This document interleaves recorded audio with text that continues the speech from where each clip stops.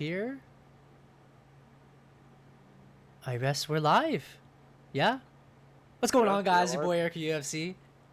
This is your boy Derek of the Extended EMFC channel. Yeah, I didn't see anything popping up, but it is live from what I see here. And even for you guys here on YouTube for the replay, appreciate you guys stopping by. It is Wrestle Chat Wednesday Podcast. Matt is not here currently.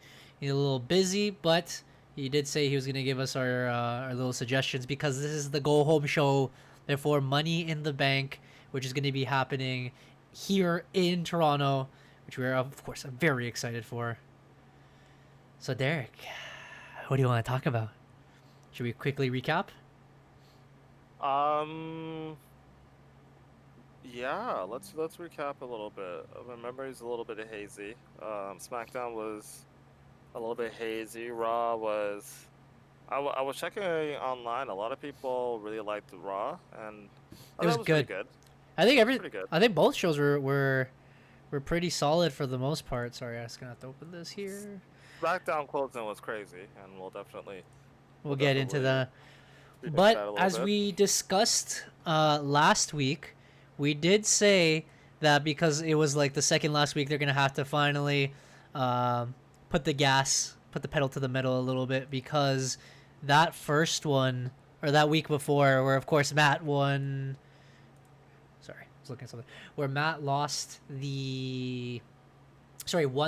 the fantasy this week. It was kind of a dead week. I won't lie. It was kind of dead. It's kind of dead.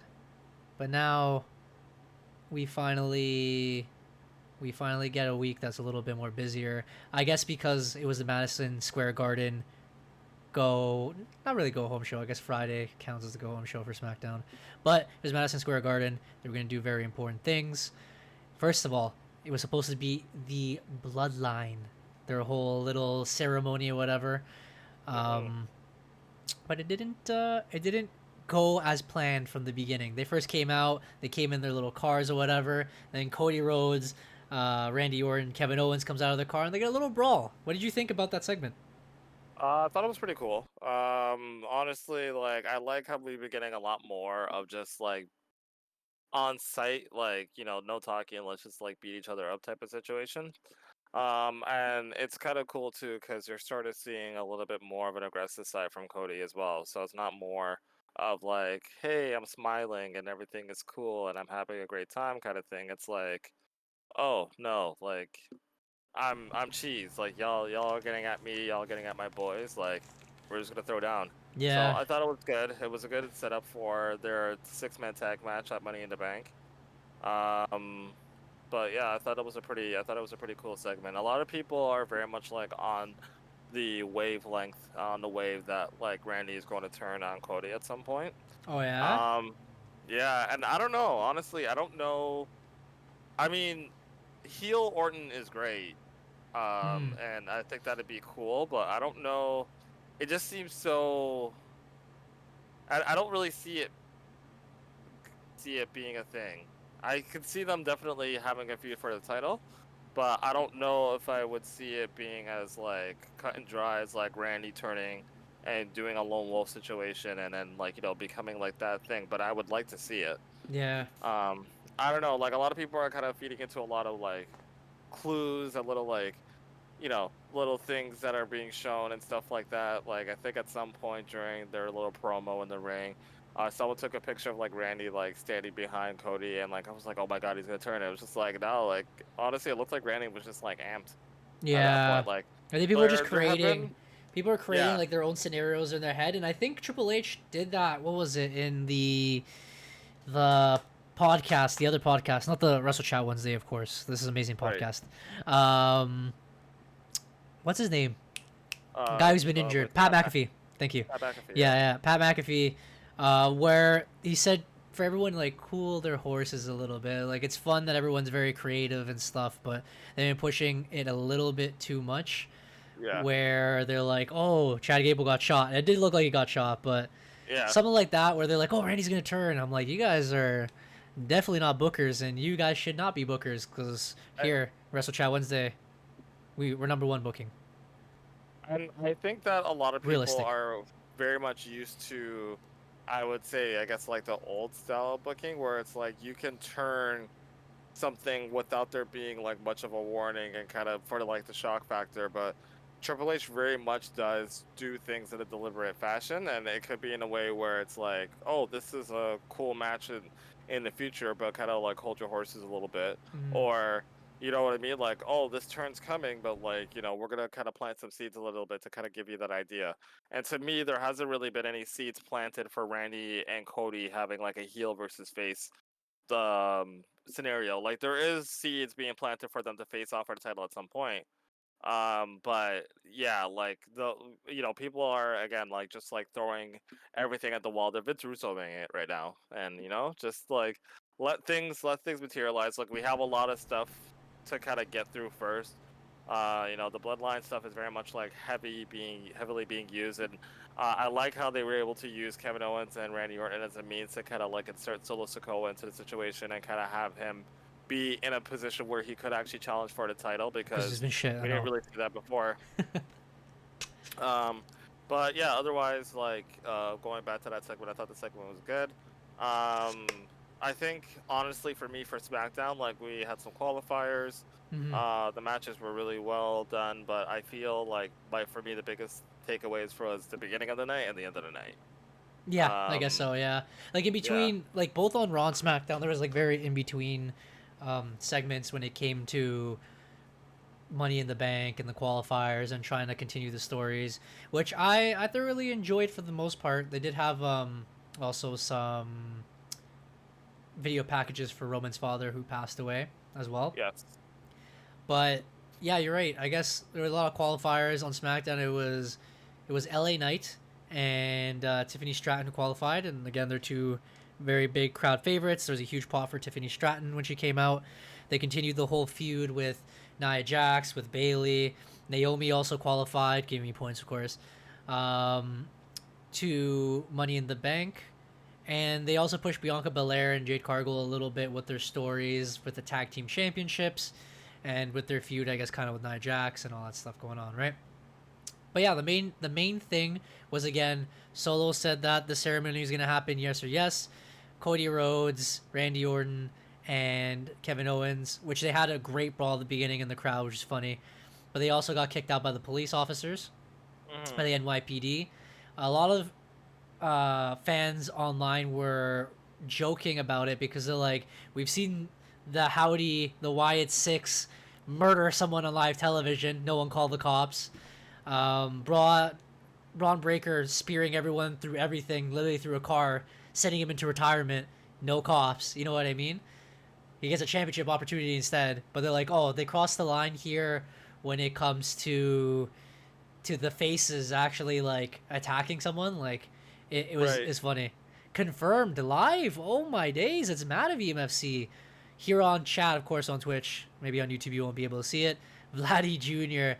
He is right now watching the Blue Jays game, of course, so he could not attend, but he is attending here in person. All-star starter. That is all in hype. Appreciate you stopping by, Matty boy. Oh my god, it's Austin! Stone Cold! Stone Cold! Oh my god, it's Stone Cold! Oh my goodness. Stone Cold, for God's sakes. That's Johnny. Oh my god, I love turkey. Oh my god, I'm gonna sell my tickets for turkey. Oh, we has to. We're going straight to Germany, and then after straight to the States. We must watch Colombia. We must watch Turkey play. No more lucha. Actually, no. We're of course all going to the Toronto event. But yeah, let's talk about the segment that pretty much is leading everything. So we already knew the 3v3, the thumb line, as Matt would say, the Solo line, the fake bloodline. Yeah, thumbs down.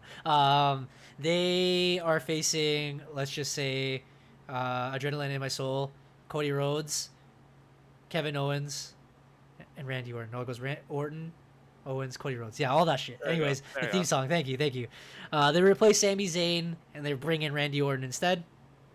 And then they do the whole ceremony where the first thing he does is bring out his new enforcer, which is, of course, the new Fatu. That one everybody wanted, Jacob Fatu. He's sick. He's sick. Even the moves he pulled off, like quickly during his little appearances, were pretty cool.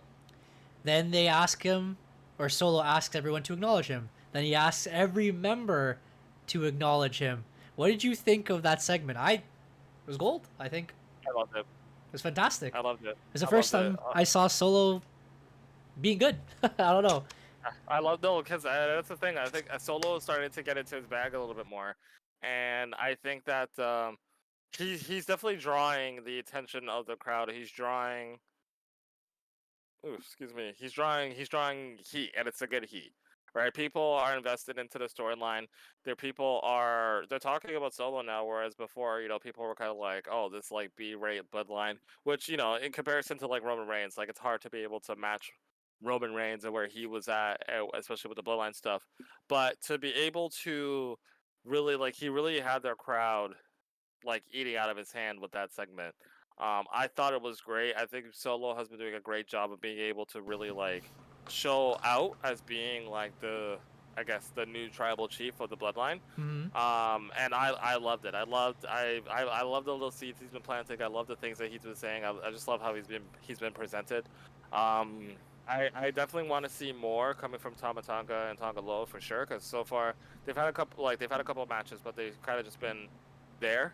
Added Jacob Fatu in the mix definitely makes things a lot more interesting too, and it's like the we want Roman chants have been getting louder, and I think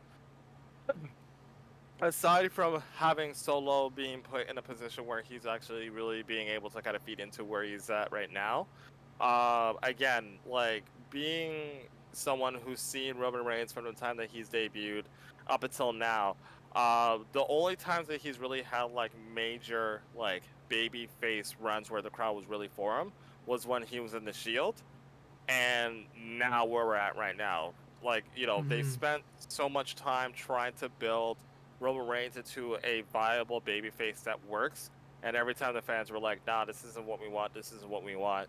Now you've given Roman a full 4-year length run as a heel, and people loved it. And now it's like people are begging to see Roman Reigns come back. So it's like now the seeds are being planted where you can actually get a very good babyface run with him, where the crowd's going to be engaged and they're going to want to see him. So they're doing everything right in regards to being able to set up Roman as being the top babyface when he returns, but also really showing out like how well Solo Sikoa can actually hold himself as a heel. So I love the segment. I loved what they did. I love, like, I have been like singing the praises of Paul Heyman all week, because I feel like he has been able to make this storyline so much better with the dedication that he has put into his work, like legitimately not sleeping so that he can like look disheveled. Yeah, he looked crazy. Like he has been able to feed into this role so well, and it's been amazing. It's been amazing. So that segment, I loved it. I thought it was really, really, really good. Yeah, it was fantastic. I'll do it from the opposite direction. So honestly, for me, and I've seen a lot of like hate online too, I haven't seen Solo really maintaining well, the new bloodline maintaining well. It was just a little bland for me, and he just is not him. I don't know what to tell you guys. He's not that charismatic. Doesn't look like a leader.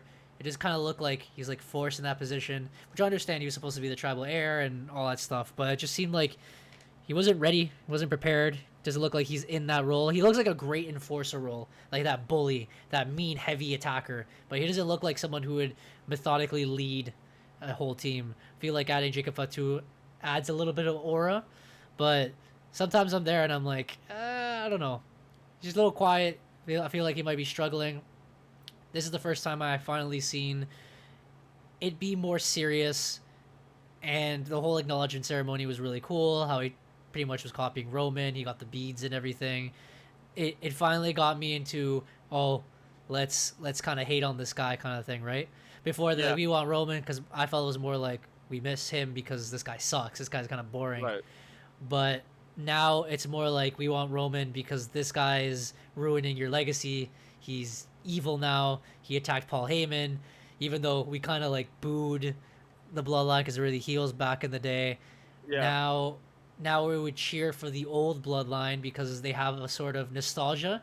And Mhm. though they attacked people, they were sick, they were fun, they were crazy. Yeah. These Yeah. people are just like they just look like they're an on-site ting from the streets. You know, they're trying to like attack And anybody. to add to that, I think that's what they're going for. Mm, I don't think Solo is meant to be presented as like a Roman Reigns. I think yeah, he's supposed to be presented as a person who got tired of waiting. Even if he wasn't ready, he got tired of waiting and just decided he was just going to take things into his own hands. yeah, And I think that it's meant to look like it's like, these guys are just all about like beating people up and trying to make names for themselves. yeah, yeah. And nothing else. So like it's like, yeah, like Solo doesn't have that aura. I don't think he's supposed to have that aura.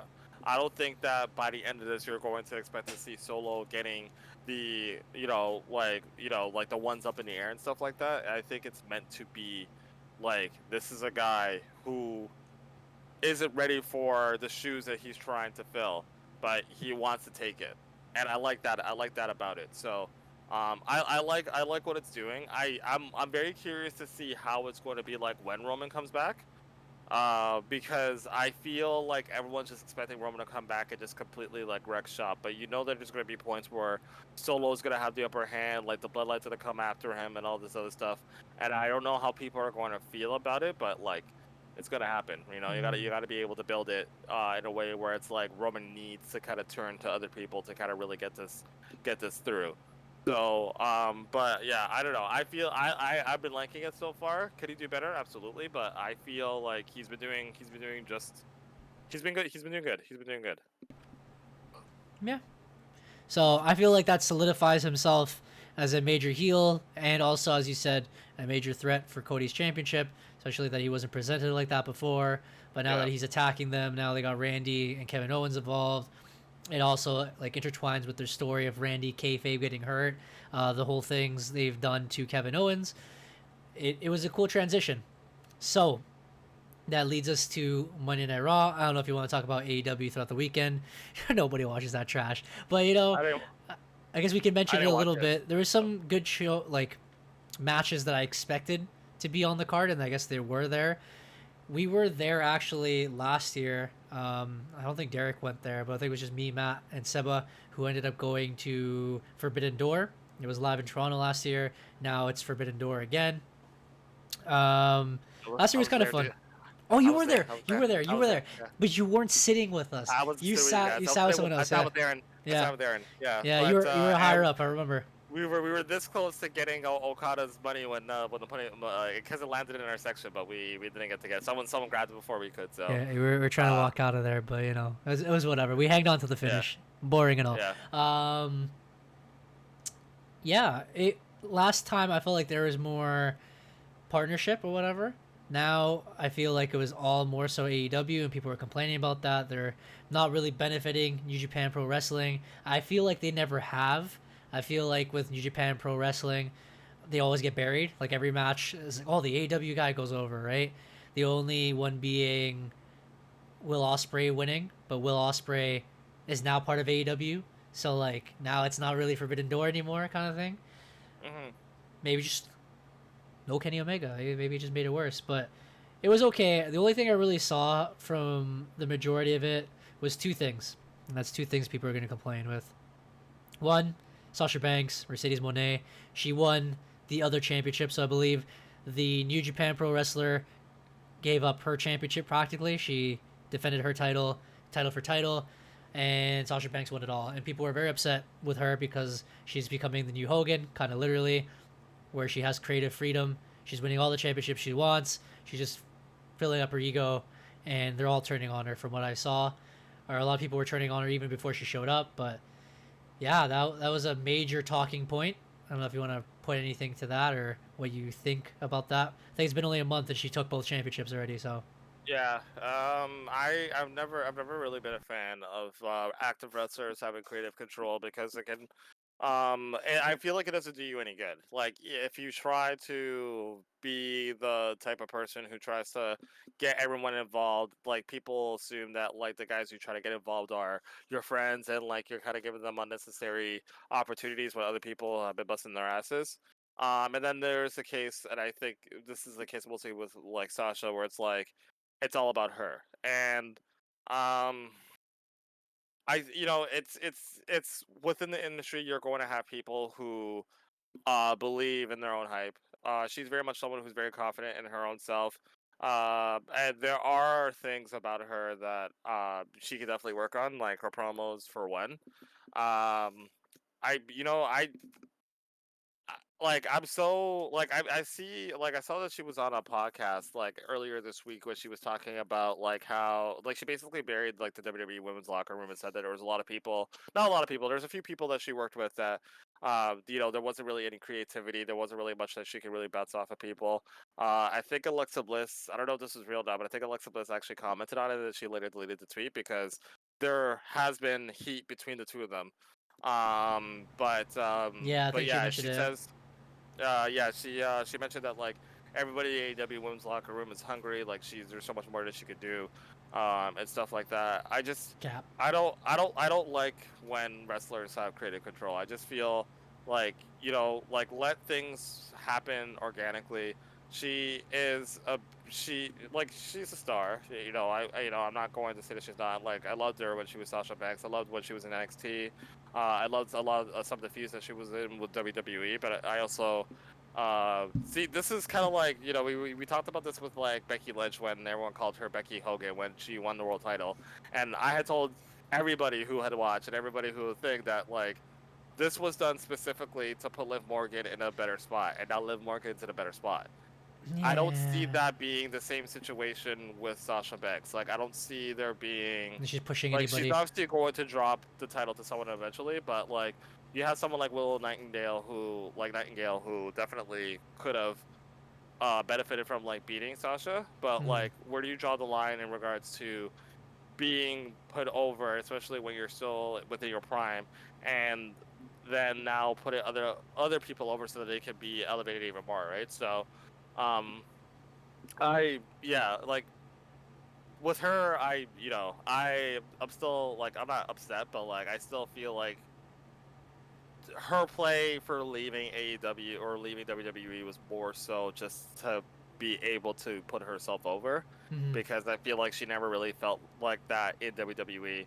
But I also know that there were other things behind the scenes that like also rubbed her the wrong way, and I can absolutely believe it because like that company is also full of a number of bigots who don't really understand you know what can be said and what shouldn't be said, and they probably did do something to her that probably like rubbed her the wrong way and disrespected her Because her and heavily, Naomi left at the same time, dropped the tag right? titles like that. Yeah. So like that definitely could leave like a bad taste in your mouth, and when you go to a place where you're not having people say that and people are kind of just like catering to your needs, yeah, like it's like why would you not want to put yourself in a better position to succeed? But for me, when I play sports, when I do everything, I never want to be the focal point of anything. I just want to be able to make sure that I'm doing my best to elevate everybody around me, right? So some people are built like that. I feel like Mercedes is kind of like at that point where she kind of feels like she should be the focal point, and that's fine. If that's the cross you want to bear, that's fine. But you also have a whole company that's riding on you to do so. So if the company falls, that you're the center point, that like all that gets thrown at you at the same way. So just I guess just something to sort of like keep in mind with her, like in her future in AEW, what she decides to do with it. But yeah, I don't know. I'm so like not interested in anything that she does at this point. I'll be completely honest. Like, Yeah. I'll give you a little fact check by Seba here on the Twitch chat. He says Sasha Banks winning 2 titles in her first 2 matches is hilarious. And I didn't even take in it. I guess it was her first 2 matches. So it she was the won her first first match. Yeah. championship on her first match, and the second match she had, she took it from another company. Yeah. You are completely right from what I heard you say. You believe that Sasha Banks believes she's the focal point. She believes in her own hype. Sorry. And she left WWE obviously for like many reasons, but one of them is she wants to be the man. But there's Becky Yeah. Lynch already as the man. Yeah. Yeah. Uh, to be like the most athletic, but you already had Charlotte Flair, who already won all those championships. Then there's Bayley, of course. Honestly, Sasha Banks was left behind with character, with aura, I guess. And yeah, the way she left is kind of bad. The way she's in it right now is very bad, in my opinion. Like, do similar to what Cody Rhodes did. Like, go all these feuds. You can win your matches or whatever, but at least it helps elevate other people. Like, it made Seth a more bigger star with all his song and the oh, because before he was just that weird Messiah character, which sucked. Yeah. What I mean, like, stuff changes Mm. when you try to help others and try to organize matches, storylines together. But at this point, she's like, I'm gonna bury everyone, forget it, kind of thing, and make herself higher. I don't know. And like she's burning bridges as well because she's like calling like everyone in WWE bad or whatever. Now imagine if she tries to go back, like she really has like this this horrible, I guess, aura around her. So like a locker room cancer kind of thing. And imagine when all the girls now in AEW start thinking the same thing if she's getting all the opportunities, getting all the wins, right? Yeah, and especially since like again, like I don't know if someone could go fact check this, but I know that one of the issues with the AEW division in general was like the lack of time that the women were getting in terms of matches. So you have someone who wants to be the focal point when they're already struggling for TV time as is. It definitely just like runs like a bad taste in people's mouths for sure. And then you look on the other side of WWE, and like I'll be honest, like I don't like the way that Naomi's been booked since she's been back. I definitely feel like she could be involved in a lot more stuff. I'm kind of hoping that she gets involved in the Bloodline scenario, and they do a situation where like maybe she joins like Roman's side, and maybe Nia Jax joins Solo side. I Um, believe so too. I need more just points, of course. I need these Yeah, yeah, points as well for yeah, Nia yeah. Jax. But like I like again like could that have been the same situation for her if she went back? It's a possibility. So Yeah. as of now, like like the women who have gone back there haven't really been showcased a lot. So maybe it was a good call for her not to go back to WWE. Mm-hmm. Although I definitely do believe that like she would not have been in the mid card. Like she probably would have been in like Mm-hmm. the main women's situation if she had gone back, especially with a different regime. She's worked with Triple H. Triple H like did wonders for her, making her into a great star.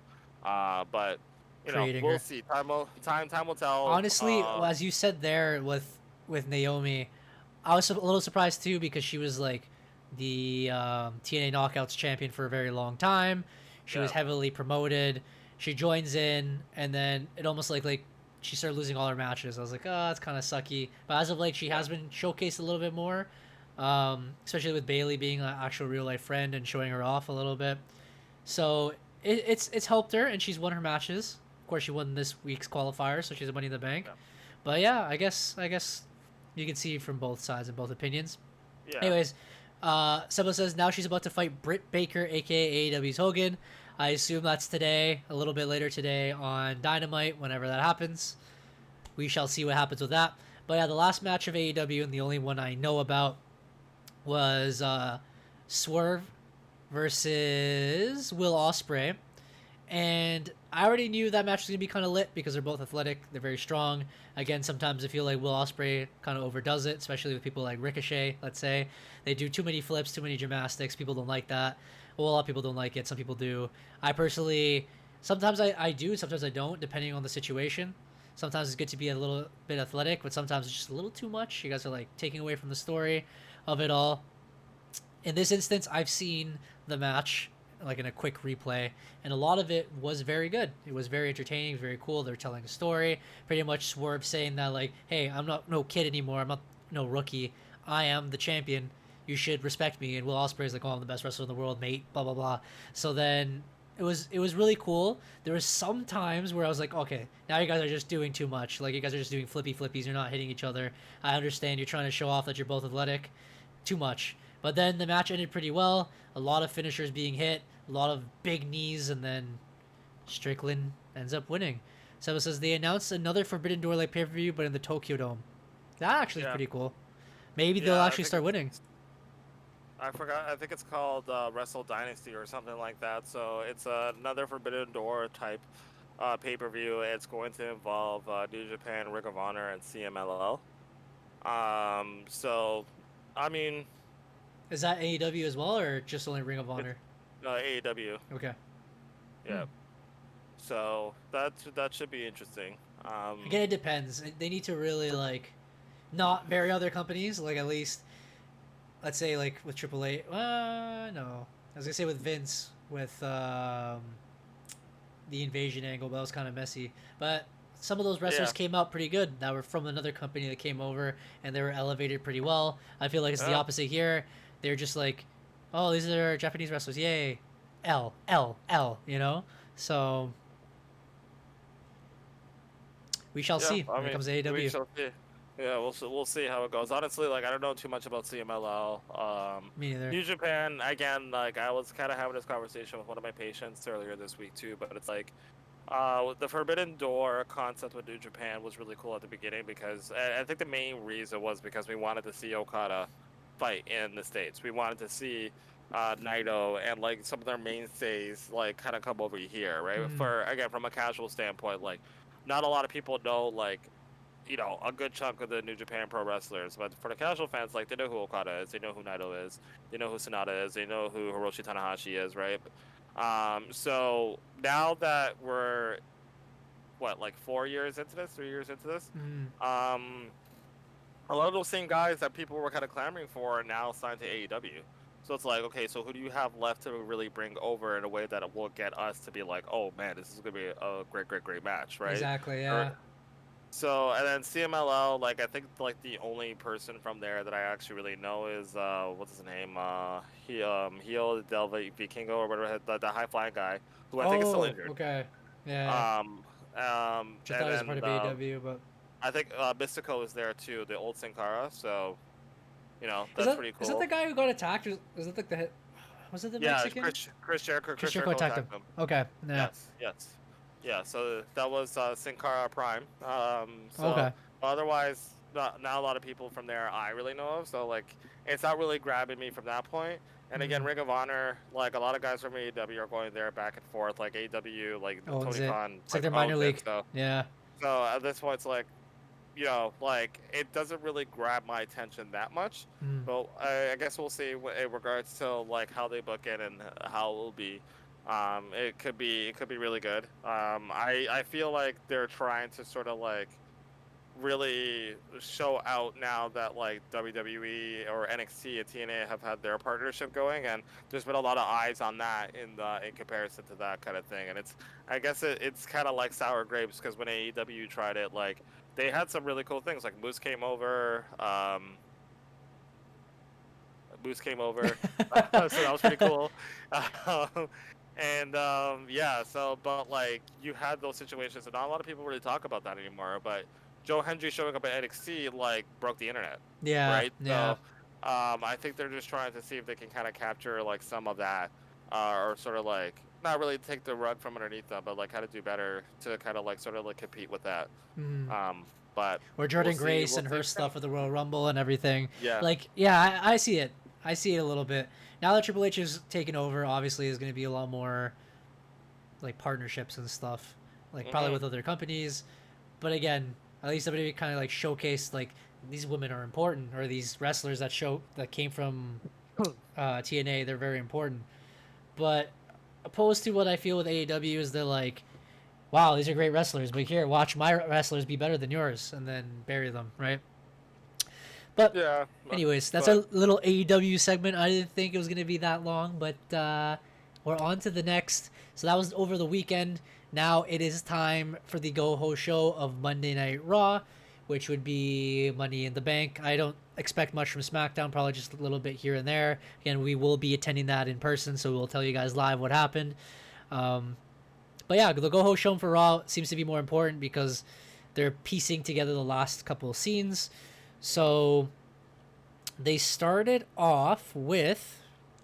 I'm trying to actually Jay remember. Uso, Jay Uso. Oh yeah, that's what I was Yeah, hyping you guys today because I was like, I yeah, swear to God, if there's a TV crew, like if we go to the washroom somewhere, I'm like, yo, we have to stay, so we could be on the yeah, crowd, and be like, yee, yee, yeah.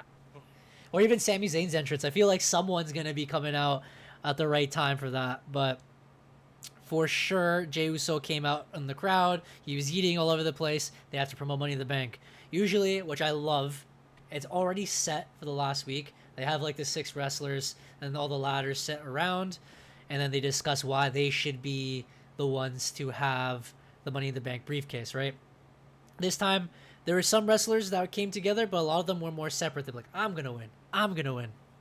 So Jey Uso pretty much talks trash. He's gonna say he's gonna win the Yeet of the Bank or whatever it is. Excuse me. And Chad Gable comes out. They that's why I expected more from Money in the Bank, but they just only bicker amongst themselves. Then they attack each other. Then comes out the Wyatt Six, Uncle Howdy's little faction. It was very cool because he was scared. He's like, I'm not going to stay in the ring. I'm going to go in the crowd. And every exit point that he usually takes, there was another member in the shadows with their little light effects, which I thought was beautiful. And then at the end, Nikki Cross, or Sister Abigail, whatever it's going to be, she carries another box of the VHS. Creepy, jump scare through the screen. What'd you think? How they opened Raw? Loved it.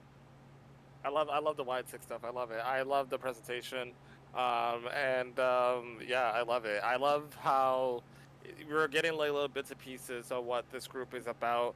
I hope and assume that like we might maybe get an in-ring debut for SummerSlam. But the presentation has been so cool so far. Yeah, it's been pretty cool. It's cool because it's very hard to be able to do stuff like that in today's day and age with the camera work and the lights and people kind of like doing whatever. I feel like with Bray Wyatt, like he was able to feed in a lot to what he wanted to do when it was a Thunderdome because there was no crowd there, so they could do a lot more of the TV magic. But like with a live crowd, I thought that they did a really good job. Even with like the small vignettes that they've had and like the little points where there would be like a little like teaser here and there that would be really subtle. Like I just think that like they're continuing in the right light. Again, seeing some keyboard warriors out there that are complaining that it's being done too slow. And I think even Albert was saying that like, oh really? Like it's I was talking to Albert about it too, and there was some people who were kind of like sort of complaining like, oh, like when are we gonna get to like the good stuff? But it's just like, you know, like take your time. They just came back. I didn't expect it. Yeah.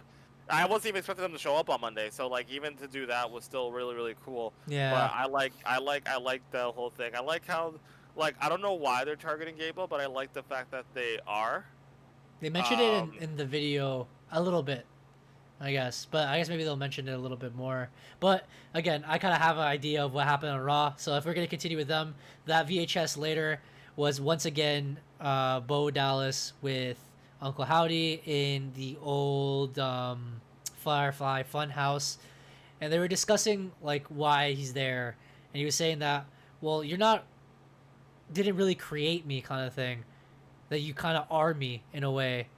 And yeah, Seb was saying here in the chats because Gable betrayed his family, because they started talking about like his family, about his brother and his legacy, and that they're the forgotten. That all these wrestlers are the forgotten wrestlers because they suck. Honesty, and you don't really do that. They became like a family together, especially their mourning over Bray Wyatt's loss, right? And now someone such as Chad Gable has betrayed their family and they're really abusive and stuff, right? So that's really why he's pretty much targeting them. And then they keep having the conversation where they're like, we're nobody and we didn't create each other, we are them. So then afterwards it fast forwards to them and it's literally just Bo Dallas sitting in the chair by himself. He's pretty much having those conversations with himself in his head, and then Bo Dallas disappears, and then Uncle Howdy appears, so that means he is Uncle Howdy, kind of thing. And that was practically how they ended that. So I guess that was their little explanation as well. And Seba says, I think that's why it happens during Jey Uso segments too, because he also betrayed the bloodline. And they did have that conversation where Jay responds that he didn't want the Fireflies, he can have it back. He didn't betray his family like Chad Gable did. He loved his family, but he just went away from them. So that's not betrayal. Right. And that's when they started fighting each other, and they all do the ding, ding, ding, and they all come out. So, yeah, I thought it was pretty cool. I like the way they're doing things. I love the whole presentation. And again, as you said, nowadays and age, everyone records it. Everyone has their flashlight on, but it's been one pretty well. So I'm expecting more from it the next couple of weeks, and then maybe, as you said, SummerSlam debut, just to speed it a little bit. I don't mind it till maybe a couple more months, but again, as you said, keyboard warriors or maybe Albert himself just doesn't like The little slow pace, so they might speed it up for SummerSlam. That's why they don't watch One Piece. No, it's just trash. Anyways, moving forward, there was two things. One, it was Money in the Bank, and two was the whole situation with Judgment Day. We'll start with Judgment Day. Pretty much they took over the entire night. So Yeah. first, Dominic and I'm trying to remember who it was. Damian Priest. They were walking down the hallway discussing if Mommy was okay with the whole situation. Dom was like, "Yeah, of course. I've spoken with her. We're all good." And that's when Damian was like, "Well, you're lying to me, because I just talked to her on the phone right now, and she's extremely upset with everything that's going on." So then he's like, "Yeah, it's okay. I'll figure it out." But it's like, you tell me that every week, and you're not figuring it out with Liv Morgan. And then Dom, under his breath, is like, while they're walking into the clubhouse, he's like, "Man, you as of late, you're kind of acting like my dad." And then he's like, "What?" He's like, "What did you just say? Say that again. Speak up." And then they were walking into the room. That's where Liv Morgan came in to distract, and she's like, "I'm leaving." Everyone seems to be happy with Liv Morgan with the PS5, because PS5 is amazing. Playing WWE. Damian Priest was very upset with everybody, and then Finn pulls him aside. He tells him to pretty much chill, and he literally confronts him and tells him that he's changed, that this world title has changed him. And he said that we're not your sidekicks because you told us that we just like need you more than you need us, and that rubbed everyone the wrong way. Then Damian said it was true. He doesn't take it back, and that now they're the tag team champions, everything's fine.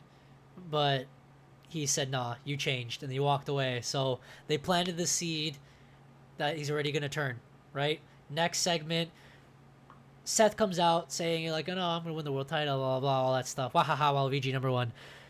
Then comes out Finn blaming Seth that the world title changed him or whatever, right? And then he said what everyone is also believing, that Finn is just very jealous. That's when Damian comes out. They think they're going to team up and attack like Judgment Day used to do. But yes, I guess Damian has changed because he's more of that friendlier kind of guy. He needs to hold the title and be respectful or whatever. They had a little scrap in the middle of the ring, which hurt Finn. Finn goes to the backstage and he doesn't props Damian. They're going to explode. That was practically kind of it, besides the whole Damian and Liv Morgan situation where she defended her title successfully, though Dom lost to Ray and she's trying to get forgiveness. Besides that, Judgment Day carried just those segments alone. What do you think about the situation? And I know you've spoken about it many times throughout the weeks, that you said you think the Finn turn is happening sooner than later, and you might be right, because from what I saw, Finn is not a big fan of that guy anymore. It's all coming together. I told you. I honestly think I'm just gonna change my segment to the script, because I've been calling this for like months now. But yeah, the turn's happening. The seeds are being planted. And I love it. I love it. I want Finn to turn. I want Finn to be the head honcho of Judgment Day. I want him to just run everything. I want to see Finn Balor full on heel, not behind anybody. I just want this guy to just run things on his own, because that's the best version of Finn. And like having these like little like run-ins, these like little like pieces that have been being planted have been awesome. I think that again, like you kind of had like Seth Rollins kind of like having his promo where he's saying that he needs to be back on the top, like kind of trying to convince people that like yeah, like it has to be me, like it can't be anybody else, kind of thing. And I was like, yeah, he's winning. And then Finn and that whole thing with Finn and Damien happened, and I was like, oh yeah, he's definitely dropping the title to Seth, and Finn's gonna cost him. They're gonna go their separate ways. I like. I'm just excited because I don't know what this is gonna do for Damian Priest, but I just want Finn to have his time. Like I want him to actually have his time. Uh-huh. So I loved it. I love seeing the Descension of Judgment Day. I'm not gonna say I'm over Judgment Day, because I do like I'm actually enjoying the segments that they have. They're always fun, yeah. Yeah, they're always fun. They have like their level of seriousness, but also like funny and stuff like that, like just to kind of work it together. But they're also kind of like pushing this whole narrative that like Rhea Ripley was the one that kind of held the group together. Yeah. And since she's been gone, everything's just sort of like falling apart completely. So I am ready for it to fall apart. Let them kind of go the separate ways. Damian Priest can kind of figure out what he wants to do, but I just want to see Finn. I want more Finn. I just want Finn, and I love seeing Finn. So I'm gonna give my opinion, and it's gonna be a little bit close to that. So I can understand the whole dissension of the Judgment Day and stuff. I just don't think it's gonna happen this pay-per-view after, especially what I saw. I feel like they've really pushed it this week that there might be betrayal happening. So I'm like, Right. okay, now it's a little too obvious. I don't think it's gonna happen anymore. I do believe that Damian Priest is going to win. I feel like maybe Money in the Bank will probably get involved with that situation, but I believe Damian's gonna still be champion because if he loses that match, he's out of Judgment Day, and that wouldn't. I don't know. I wouldn't feel like that'd be good to the story because then what are they gonna do? Lock him out of the clubhouse and say he's not part of Judgment Day? They just said that they're brothers on Monday, even though he said he changed. He said, "I'll still always be with you. We're brothers." That's what I makes it so good. I don't think it will happen yet. I feel like the story is perfect right now, and I need more weeks of the same situation going forward. And in SummerSlam, he just gets obliterated by Gunther, or Finn tries to help against Gunther this time. So like Finn helps with Seth, Damian Priest wins. He gets a little bit upset with Finn because he's like, I could do it by myself. Then they have that match with Gunther, but this time the interference costs him, and I feel like they start fighting those next couple weeks. That's when Rhea Ripley comes, and whatever happens. Maybe Bloodline. Maybe Judgment Day Team 1 and Judgment Day Team 2. Who knows? But I believe Rhea Ripley might come back during SummerSlam. That return is going to be like crack, and so is Roman Reigns' return when that happens too. But yeah, I don't think he's going to lose it yet. But it's there. I see it, and it's beautiful. I love it. So to counterpoint that, they've been teasing this for months. Like every match that Damian Priest has had, Judgment Day has helped them when he didn't want their help.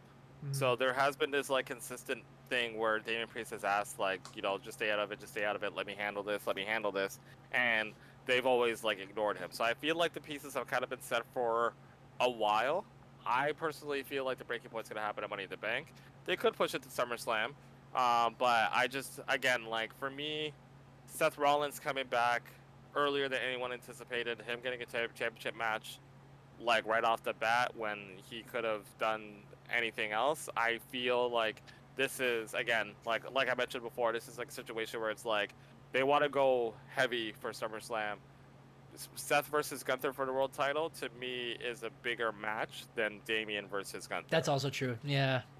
Yeah. So for those reasons, I believe that they're going to pull the trigger, and then I think that having a situation where, and again, like building a match between Finn and Damian Priest to SummerSlam at this point seems a little bit too close, but again, the seeds have been there. I think that they're gonna just go ahead and go for it, and then I think what will kind of come out of it is where everybody's allegiance lies, because we know that Finn's been like, we can kind of assume that Finn's been pulling the strings, and he's been working with Liv Morgan for the most part.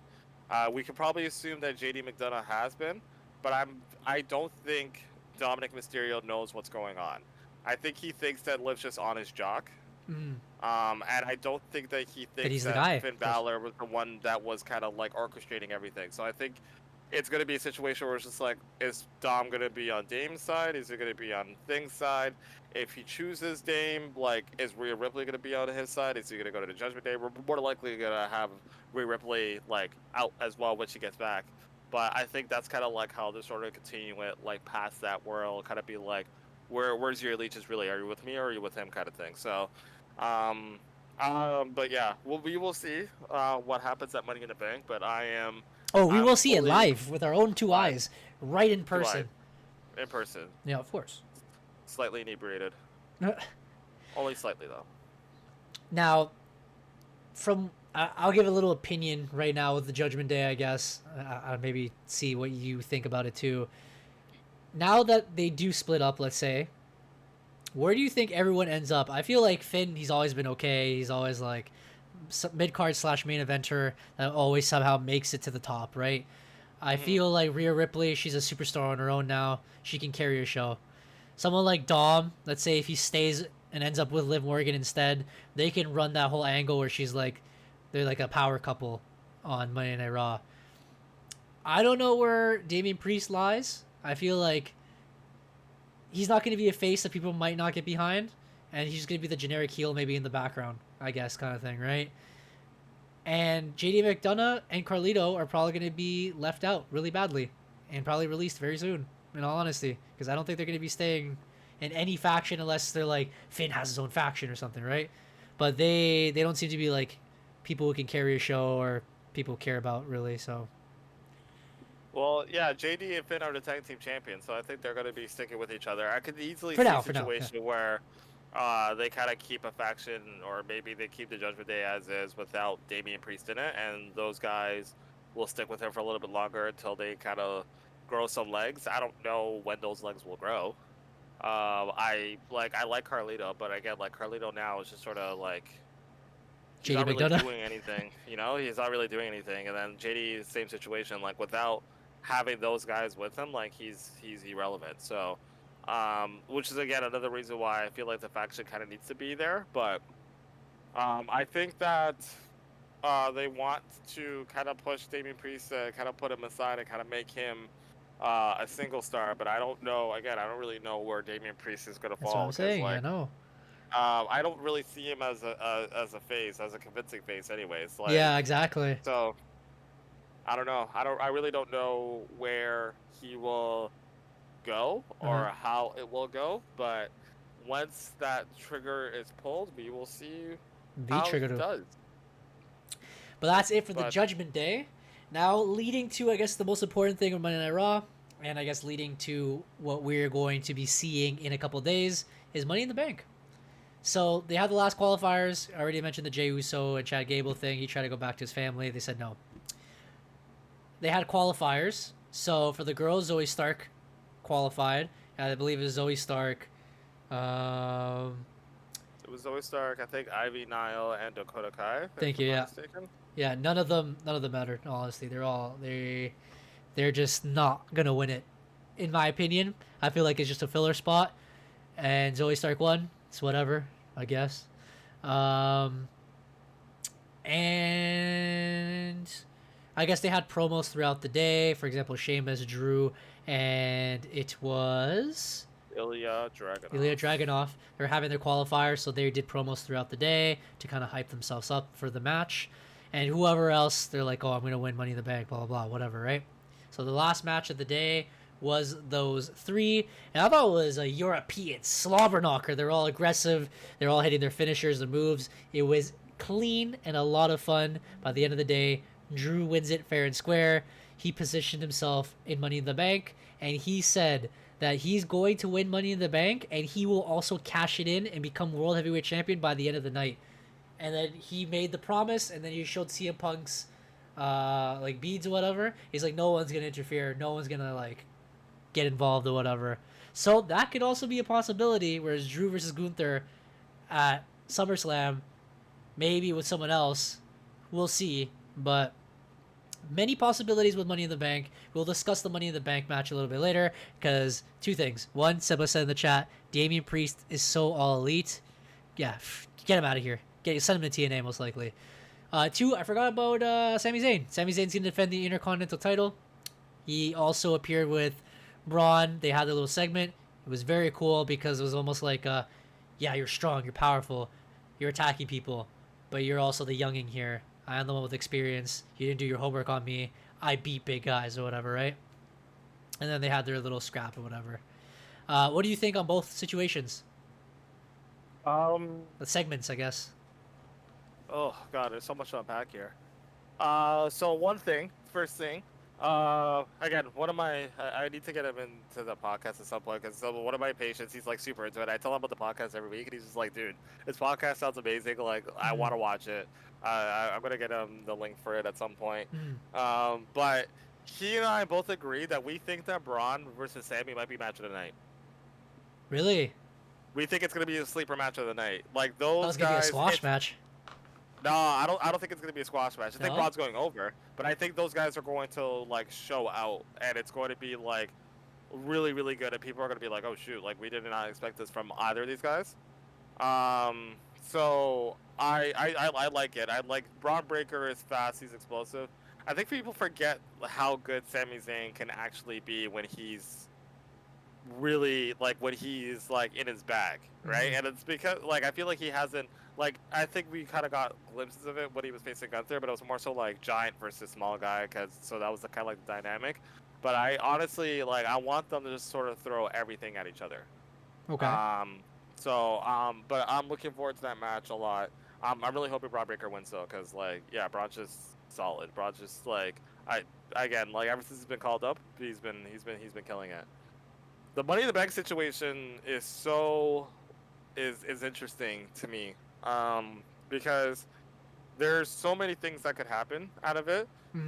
Drew being in the match tells me that something is going to happen. Yeah.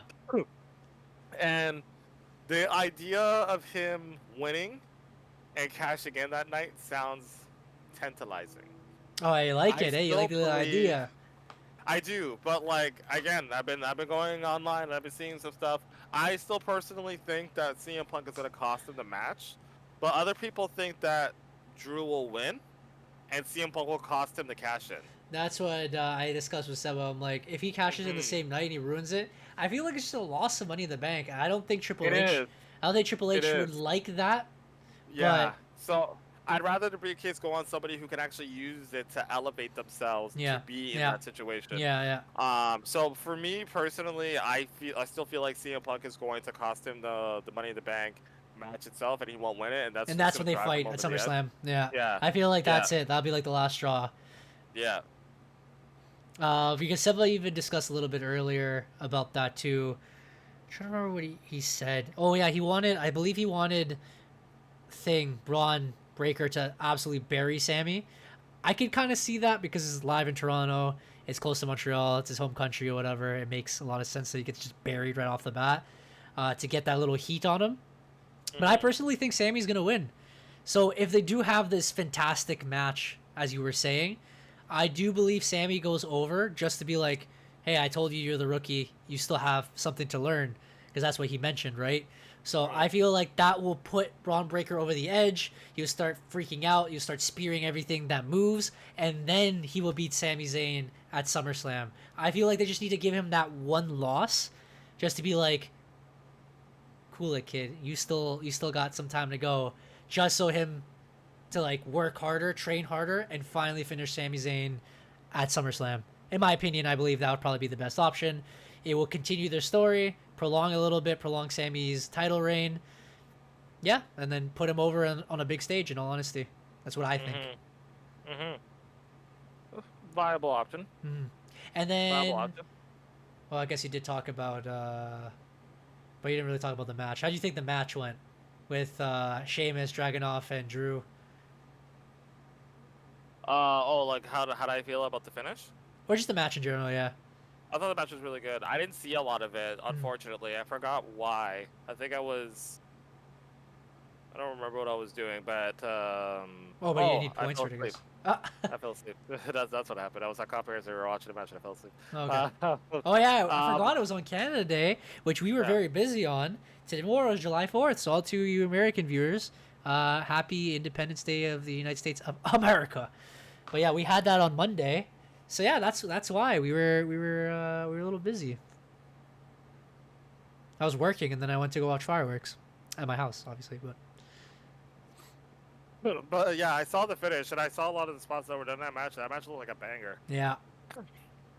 So, I like Ilya Dragunov's been like again just kind of like itching at that point. He's been working the main events, and he's been looking good with all these guys. So, and like I like how Sheamus is looking too, bro. Like Sheamus is, it was only a few months ago that people were saying like, oh, look at this look at this tubby. Yeah, yes, you're right. I forgot about that. Look at this Burger King. Now this guy looks like he's back to like 2010 Sheamus. Like this guy's worker, so no joke. Yeah. But yeah, it was a really really cool match. Anytime you get Sheamus and Drew McIntyre in the ring together, it's always gonna be magic. You put Ilya in there, and it just adds. It was amazing, yeah. Yeah. So, yeah, I thought overall the match was really good. So that was Monday Night Raw. Do you want to go into the sheets and grain of salt before we get into predictions, or do you want to do predictions and not do that, or? Um, do I have anything great? I think I've kind of already expressed all my grains of salt already, so we can kind of skip that. Let's just do our predictions. Okay. And anything in the sheets? I don't think I saw anything really. I didn't really see anything either. That's usually Matt's department. So Okay. So we'll go into predictions. Again, we'll probably record again right after just to do like the quick predictions. Be like, this is the winner, this is the winner, this is the winner. But let's pull up. Let me share. Sorry, let me take this here.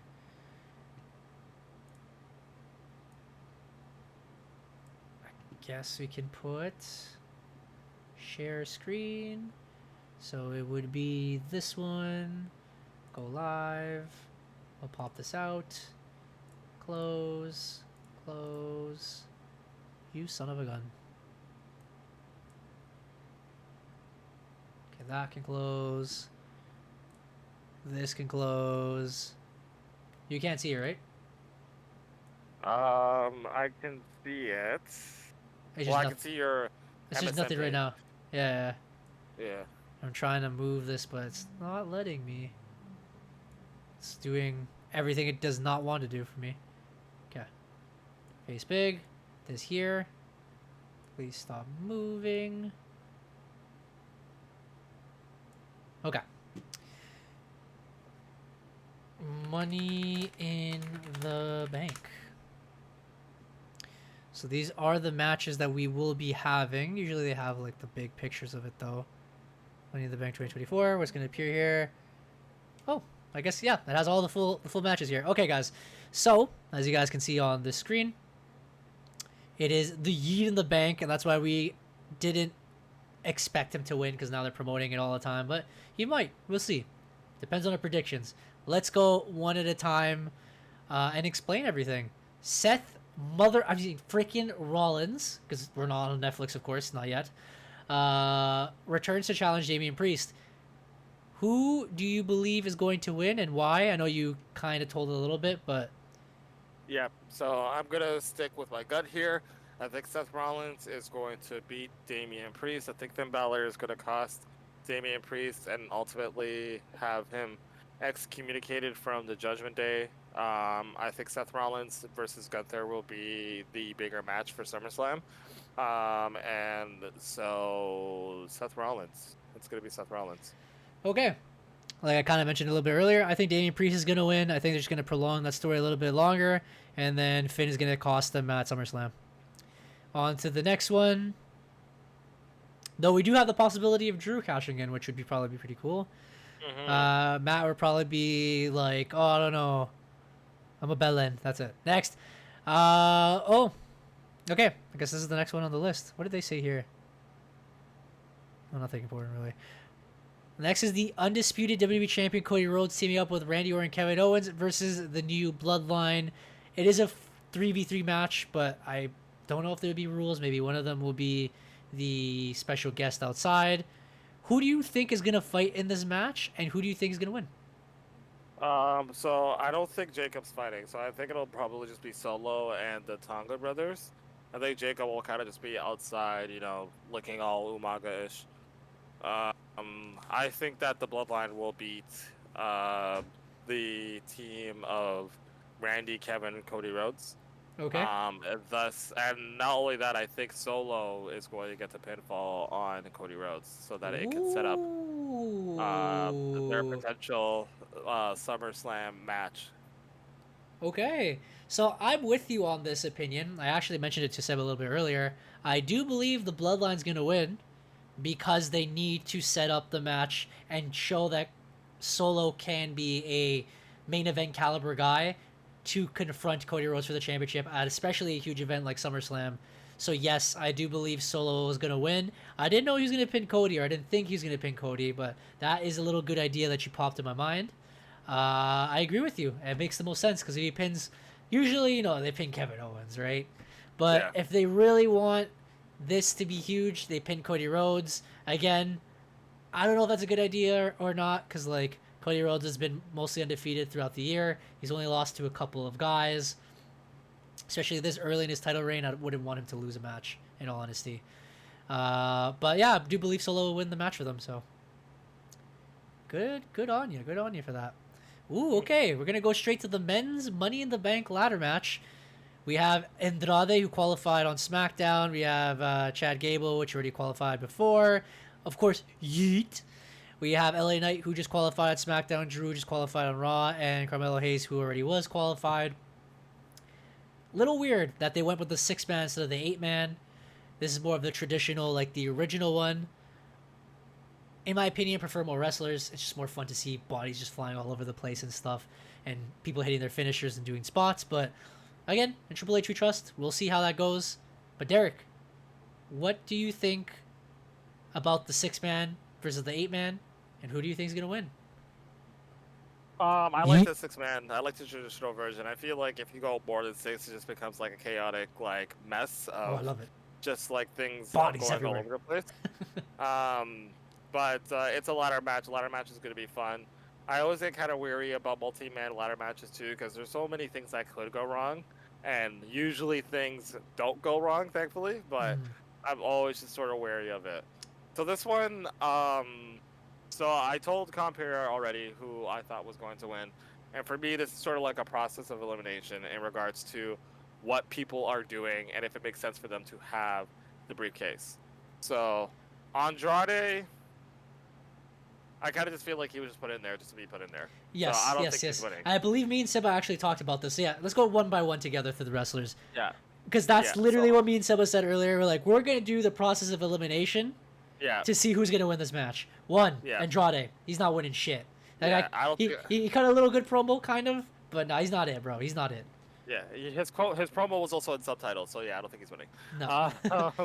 So I don't think Andrade's winning. So you can race this guy right here. We move over to Jey Uso, and Jey Uso has been heavily promoted for the Money in the Bank ever since this whole thing started. And Ooh, Ugh, what's this say? crap, hold on. Match presented by the boys. give me a second, my mom's Yeah. calling. Yeah, it's all good. It's all good. All right, before he goes that, I'll give my opinion too. But I didn't even know that the boys was promoted about it. I was kind of like reading into it right now because I wasn't really into the show. But it's pretty funny. It's pretty funny. I know. Oh, okay. I guess there's other sponsors. Prime, something else, vodka, and I think Modelo was actually sponsored on Monday Night Raw. Which again, I love Modelo, of course. But yeah, back to it. Jey Uso is the favorite. Honestly, they always keep trying to push him to the moon. He's super hyped right now. There's a huge following behind him, t-shirt wise, the whole dancing, the music, everything. Everyone's behind this man. They've been strapping him to a rocket, but just not letting him get into the stratosphere and get him out of here, right? So something like Money in the Bank looks perfect for him. It will set him up for a future championship. He's probably the guy that should deserve a championship. But then that makes it the situation where, like, maybe it's just too obvious that he ends up winning. So we actually don't know, especially now they're promoting him on the front cover with the Yeet in the Bank. I recommended that a couple weeks ago where they're like, that's the perfect thing for a briefcase. He seems like the perfect guy to win it. So Yep. it makes it too obvious, you know? He might Yep. not end up winning it, but for me, he's still my favorite. He'd probably be my go-to guy to win Money in the Bank. Still. So After this week, I I still feel like he'll do it. I believe two things are going to happen. Either the bloodline gets involved, it takes out Jey Uso, and that kind of like leads into his eventual involvement within the bloodline storyline. Or, number two, the White Six gets involved. Chad Gable gets like bummy and he runs away. So I Yeah. don't think Chad Gable's winning either. Chad Gable gets funny and he runs Okay. away. They attack Jey Uso. They attack Jey Uso instead and take him out. Oh, I didn't think of that. Yeah, Very after- brilliant by Derek, guys. Yeah. Very brilliant. After your whole thing with the segment with the Wide Six, I was just like, oh, this could be a thing. Yeah. Like, they might hold off on the bloodline stuff for a little bit. So I think that takes out Jey Uso and it also takes out Chad Gable. I thought Chad Gable Alright. was going to be out regardless because of Wyatt 6. I thought Chad Yeah. Gable would fight them at SummerSlam, but it could be Yeah. a possibility for Jey Uso, either one being attacked. All right, so Yeah, now we could go be. towards LA Knight. Not winning. So Not winning. LA Knight's not winning. it's LA not- Knight's great, but Yes, LA yeah, Knight exactly. LA Knight is already involved in a program with Logan Paul, so Exactly. Logan Paul might screw him over. Logan Paul, or maybe he just doesn't win, but like I think his destiny is to face Logan Paul for the United States Championship. Exactly, yeah. And that'll probably be it. So that only leaves Drew and Melo. Mm-hmm. Drew Before we McIntyre. reach into that, LA Yes. Knight had a match in the qualifier with the United States champion Logan Paul. He pinned him, Mhm. so that's when he was in his face. He pinned him 1, 2, 3, and that's when like the basketball players came and got involved or whatever. Yes. So Yes, that was really cool. so yeah, it's all set up. Pretty much, he's gonna cost LA Knight. It should be so obvious. They're gonna fight for the United States title at SummerSlam, and they should. In all honesty. Yep. Now you can talk about So- Drew. Now it leaves Drew and Melo. So, I personally believe that these two are the favorites to win this match. I think so. But Yeah. I do not think Drew is going to win. Okay. I think CM Punk is going to cost Drew, and that is going to lead to Drew versus Punk at SummerSlam, which leads me to who I personally think is going to win. Someone who has had a lot of faith from NXT. Triple H really likes him. He's still fresh. He's still young, and so whoop giving the him trick. the briefcase is kind of it's a leap, but at the same time, if he holds on to the briefcase and he's put in a position where he shows himself out more and more, then by the time he does cash in, it might make sense. So my money is on Melo in the bank to win this match. I was gonna say kind of like whoop that trick where he's like, it didn't seem like he was ready, but they push it to the moon anyways. Yep. Honestly, I still believe it's either Jay or Drew. Mhm. Melo might be that little underdog that he wins because sometimes we always say this guy seems to be the most viable option, and then they give Yep. it to like Baron Trashman. You know what I mean? Or Yeah. they give it to Otis. Like it's just sometimes they swerve us, but then again, this is a different person who's in charge. Triple H.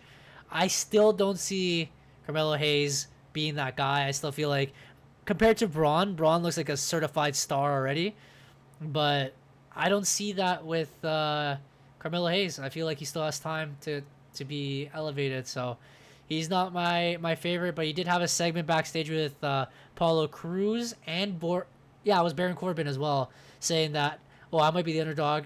Everyone doesn't claim me as a favorite, but you should, kind of thing, right? So Yeah. we shall see. But for my choice, I still think Jey Uso will win. He said Melo, right? All right. I see Okay. Melo. Yep. Okay, which brings us to the women's Money in the Bank. Is there another match? Okay, there is. Is that it? Yeah. Yeah. Oh, okay. Yeah. I thought there'd be another match. Five, Okay, five matches. so yeah, there is the women's Money in the Bank ladder match. I guess we can go through process of elimination again. Let's start from top left. Io Top Sky. left. Io Sky. It'd be really cool if Io Sky went back to back. I don't know if they will do that. This one's kind of tough for me because honestly, like, any of these guys could win, and I guess it'd be okay, except for Zoe. But yeah, I don't think. Io Sky, I feel she won it last year. She had a lot of momentum last year. I don't know if they'll put it on her again. Yeah, me neither. Lyra Valkyria, the same situation. Mm-hmm. Fresh new face.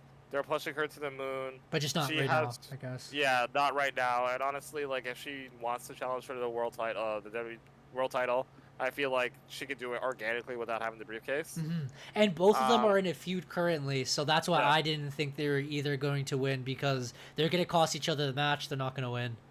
Yeah. Mhm. So I don't think it's going to be Naomi because I feel like she's the female Andrade in this situation. I think she's just in it just to be in it. I think so too, but she does have a little storyline with Bailey. They said they're She best does. friends. There might be She does. either a Naomi turn, which would lead her to the bloodline, technically, if she turns full on heel and beats her best friend or something, whatever, right? Yeah. Let's say Bailey loses to Nia Jax. Nia Jax is dominant. Bailey finally wins it back, and then she cashes in on her best friend. She's like, Yeah. I'm a fatu, you know? That'd be kind of cool, but then again, that's just speculation. But as you Yeah. said, highly likely, like Sasha Banks would have if she returned, she's probably going to get buried. Female Andrade. So don't think it's gonna be Zoe. Nope. I think Zoe's gonna have a great match though. I think she's gonna do a lot of really cool stuff. I think Sure. a lot of people Whatever you say. Vito. underrate her and what she does in the ring. A lot of Uh, people. A lot of people underrating her. Her theme song is hard, but yeah, I don't see her winning. Veto. And so that leads me with Tiffany Stratton and Chelsea Green. That's my two favorites, in all honesty. Yeah. So I believe that Tiffany Stratton is winning it. Okay. And I think that she's the perfect candidate. She's over. She needs to have an in for the title situation. Ooh, I just saw something right in my mind right now. And I think that like she can kind of do with the briefcase what Edge did with the briefcase when he won it, where he can like, you know, as a heel, like kind of have the briefcase and sort of being like the person who kind of like tease, just sort of teases and stuff like that. I think it'd be really good. But the other thing too that I had thought about too is that Tiffany Stratton is currently in a little bit of a friendship situation. There it is. That's why I said I just thought about it right now. Champion. Yeah. And so it would be kind of cool if like she turns on Nia best Jax friend. and like takes the title away from her. So it makes perfect sense now, because like we were like, why is she joining Nia Jax? It makes sense. Yeah, she's winning Money in the Bank. Holy smokes! I was gonna say Chelsea Green maybe, because she's also like the perfect character for it, like the cowardice character that needs to cash in but keeps failing until she finally cashes in Money in the Bank and wins the championship, and then probably hold it on for a little bit like Nikki ASH whenever she did her little superhero thing. But Tiffany Stratton makes the most sense.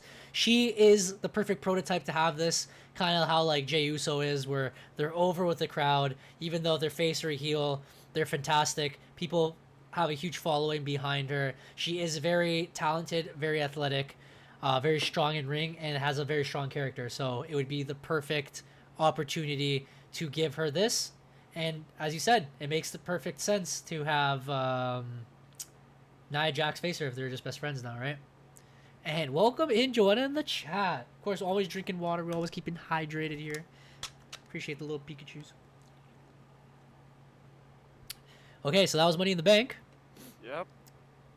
And now the last match is the Intercontinental Championship, Sami Zayn versus Braun Breaker. What do you think? It's a lot of title changes now that I come to think of it. Well, we kind of already discussed it, didn't we? Yeah, we did. Like, I'm still gonna go with Braun. You think it's gonna be a long match, and then you think Braun is gonna win? I think it's gonna be. I thought if Braun's gonna win, it's a squash match. But if Sammy's gonna win, it's gonna be a long match, and then Sammy's gonna hold on and win, and then they have the rematch at SummerSlam, and that's when Braun, because he underestimated his opponent this time, he goes over. Yeah, like that sounds like a feasible option. Honestly, I'm good with either result. But again, any of this is very 50-50. Like it's not really that obvious, so yeah, it can go either way. That's why I'm very excited for. Not only because we're watching it in person, but because we have no idea what's gonna happen, which should be pretty cool. Okay, so I'm gonna do a couple things with you right now before we do like our quick suggestions for our TikTok. Shit, I forgot what the second one was supposed to be, but my first one was, because we do the wrestling fantasy draft here, we usually have points depending on the times two. Do you think no multiplication, a times 2, or a times 3? So that would be under 15 minutes, right? It's 15 minutes? Under 15 minutes? 15 minutes or 25 minutes? How long do you think this match is going to go? I think this match is gonna be within the 15-minute mark. I think it'll be a times 2. I think it'll be like 17 minutes long. Okay, I think it's gonna be underneath the 15 minutes. I think it's gonna be like 12, 13 minutes. That's probably the max time they're gonna give. Other thing, I remember. I'll actually tell it afterwards. But onto this one, Women's Money in the Bank. How long do you think this match is gonna be? Over 25 minutes. Ooh, okay. Yeah. I was gonna say probably like 20 minutes, so at the times 2, probably just a little bit over 15 minutes. I think sometimes they just do that. I mean, there's some people are athletic. Io Sky's very athletic. Lara Valkyria is pretty athletic for the most part. Naomi, she does her splits and all that stuff, and then she does her moonsaults. But I guess these guys at the bottom, they don't really do like jumping off ladders and jumping off top ropes. So. Zoe does. But we'll see. Oh, does she? Okay. Oh, Zoe does. Oh, Zoe. Oh, you just wait, bro. Zoe's gonna make you a believer. I hope so then. All right, for the men's. This one I think is gonna be very long, 25 minutes. Yeah, I gotta say this is over 25 minutes for sure. Yeah, this one again, we don't know who's gonna win, so they're gonna just prolong the inevitable. This one is most likely going to be pretty long. I don't know if it's gonna be ×3 though. I don't think it's gonna be ×3. I think it'll be a ×2. I think it'll be like 22 minutes. minutes maybe for me in my mind. I think it will be just under 25. And then the main event. I think it'll be like just over 15 minutes. Okay, I was thinking 20 minutes, so yeah, a little bit over 15. Solid. Now, my next question. In what order do you think these matches are going to be going by in Money in the Bank? Who do you think is going to be the first match? Who do you think is the little filler matches? And who's going to main event? I think the first match is going to be the men's Money in the Bank match. Oh, okay. Because if Drew wants to cash in, like, that match has to go on first. Okay. So I think they're going to start off the match. I think the world title match is going to close. I think it'll be order men's Money in the Bank match, 6-man tag match, women's Money in the Bank match, Sami Zayn and Braun, and then we'll finish off with the world title match. I think the world title match is going to be the last one. Okay. Interesting. Now, I think they're going to start it off with the women's Money in the Bank because it is Money in the Bank. They're going to have an in-between match like Sami Zayn for the Intercontinental title, just to fill that in there. Then they will have... you're right. They have to have the Money in the Bank if Drew's going to win. He's going to cash it in by the end of the night. Okay, so that changes my plans a little bit. Yeah, men's is going to be first. It has to be. Yeah. Because I was gonna say men's, then the tag team match. Sorry, men's, then tag team match, and then this match. I don't think it's gonna happen that way. No. Yeah. No, the men's is gonna be first. Then they're gonna have the Sami Zayn Intercontinental title match. Then they will have probably the Bloodline match because it's gonna be like a lot of people, a lot going on. Then the women's match for the in between, and then the main event's gonna be the world title match. Or the world title will be in the middle, and then they have the Bloodline at the end because they're going to just destroy Toronto. They're going to be on the streets everywhere, which actually would be pretty cool if they jump in the crowd. I will be excited. It would be. Okay, so now we have to do our quick predictions for TikTok, so let me start the recording. So, like, we usually start TikTok with, like, predictions for Money in the Bank, blah, blah, blah. All right, ready? Just quick answer.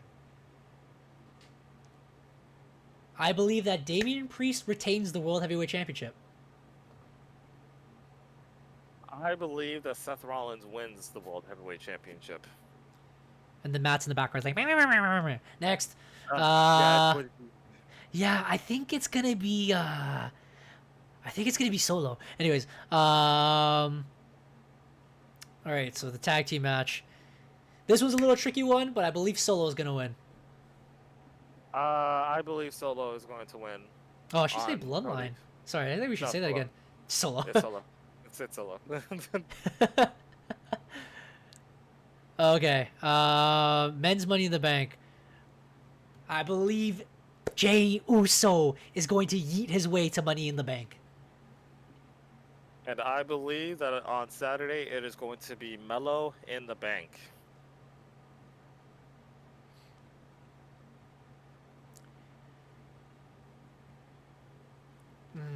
You know what? I might just say Chelsea Green just to say it. Yeah, we'll probably do that. All right. I think a little surprise in this one. Chelsea Green is going to take it. And I believe that it's been Tiffy time, and on Saturday it is going to be Tiffy time. Tiffany Stratton is taking it, and then she's going to whack Nia Jax in the back of the head with that briefcase at some point in time. Just absolutely smack her, bro. Okay. You know what's funny? Feature stars. Io Sky, Chelsea Green, Lyra Valkyria. Where are the rest? Oh, that's crazy. Where are the rest, eh? I think Sammy holds on in his home country and keeps the Intercontinental title. I think Braun Breaker breaks Canada's heart again because that's what they're used to in all sports. And Braun Breaker is going to take the Intercontinental Championship away from Sami Zayn. That's a prediction's done. Easy. Yeah, there we go. This time I can edit it in time. Okay, so that is that. If we don't have anything else, it's time for the fantasy. I already have everything set up here. Kind of like how transitioned in between two. So, guys, we're doing our little fantasy league winners. As I see Derek log in here on the top because he didn't finish his points. I know it. I finished my points. I just didn't add them up. So, if you guys didn't already know, we do our fantasy league. Pretty much, we already chose our teams. We earn points based on promos, appearances, wins, finishers, all that stuff. And this is the little table that we have from the winners the last couple weeks. So Derek has won week 3 and week 5. I've won week 1, week 2, week 4, 6, and 7. And Matt finally won his first week at week 8. So I have a total of 5 wins leading right now. I am the reigning defending champion because we did it last season as well. Derek is in second place with 2 wins, and Matt is last with 1 win. This could change. I believe Matt should have won a couple because he was on holidays. He missed out, so he didn't count his points. So gracefully, of course, I'm taking the lead. But I had to calculate both me and Matt's points, and I personally thought that I was going to end up winning because I had a lot going on. But let's go see what Derek has got. June 26th to July 3rd. Tell me about Derek's Raw Booty. And that's his team's name. I'm just putting it out there. Yes. He named it. So we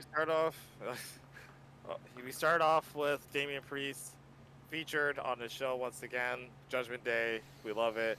He also got a chokeslam, South of Heaven chokeslam on Seth Rollins. Got me 18 points for the week.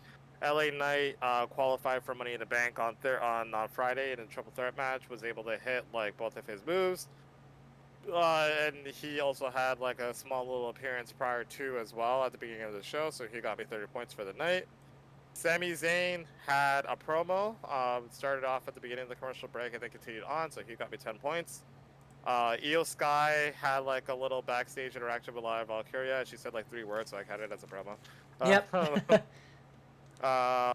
Chad Gable had a few appearances on the show as well, trying to talk to Otis and also talking to the Creed brothers as well as Jeet, as well as Jay Uso. So he got me 15 points. And then Jade Cargill was involved in a match as well. Qualifier. That match, she ended up like losing her match, but she wasn't pinned. Was able to hit a few moves. The match went on for a bit, and also Bianca Belair showed up, so got me 33 points for the week, for a grand total of 121 points for the week.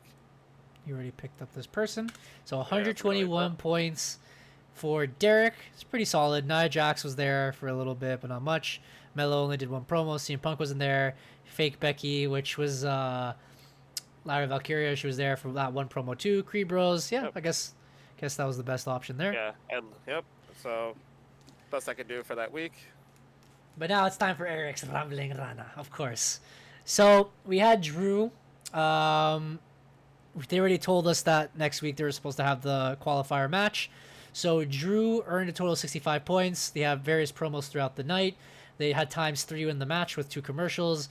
He did some finishers. He did his appearance. He won the match, and then right after they had a promo making it this 215 points here. That's why he's like that he was going to cash in, and no one was going to stop him on the same night. So a total of 65 points.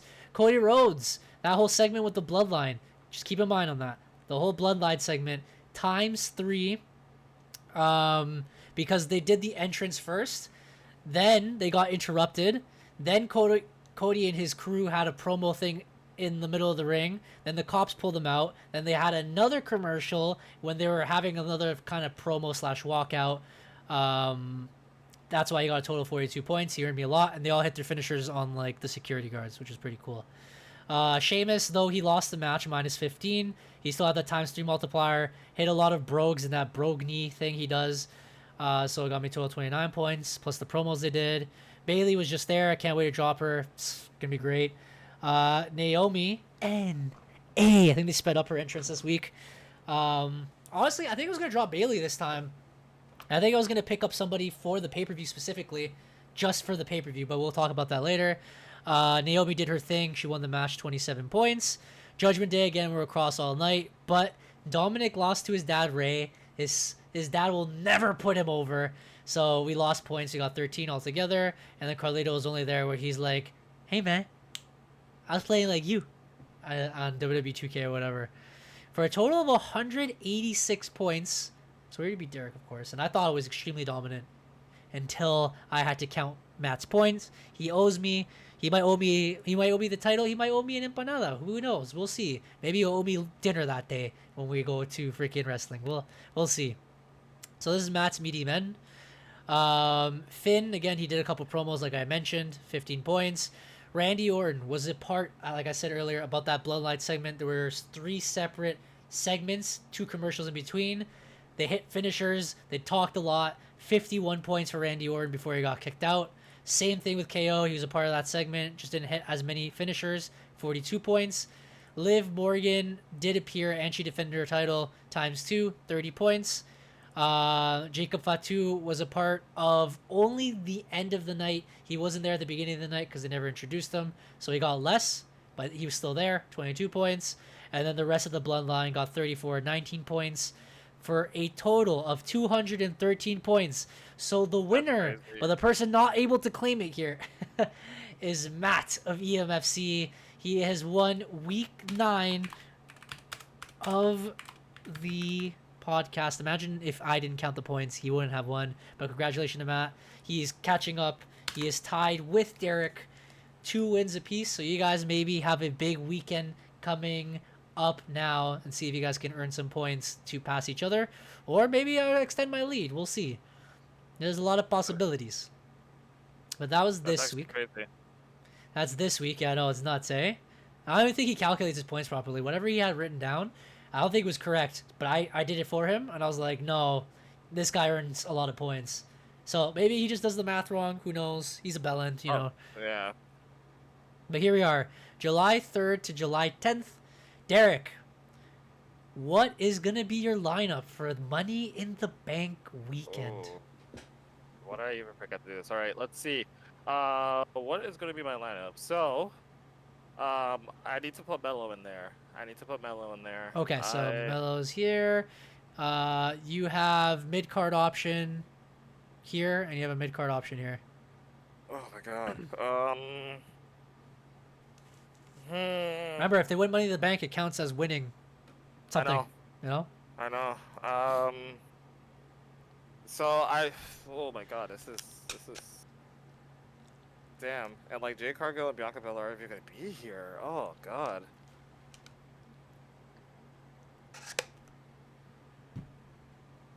I'm gonna lose this week. I already know. All right. Well, I'm gonna put Mello in.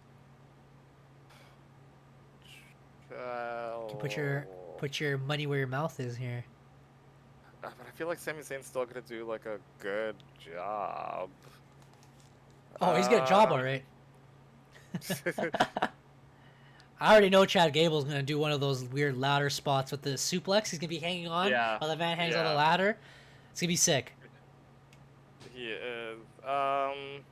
Ankle lock. I don't know. Oh, I guess maybe hanging on the ladder, like trying. Hang on. You know what? Yeah, I'm gonna put him in Chad Gable's spot. Yeah, you're moving Chad Gable. I'm gonna move Chad Gable. Yeah. And then I'm gonna get him to do the leg drop, the nothing but that leg drop, and the tilt-a-whirl facebuster.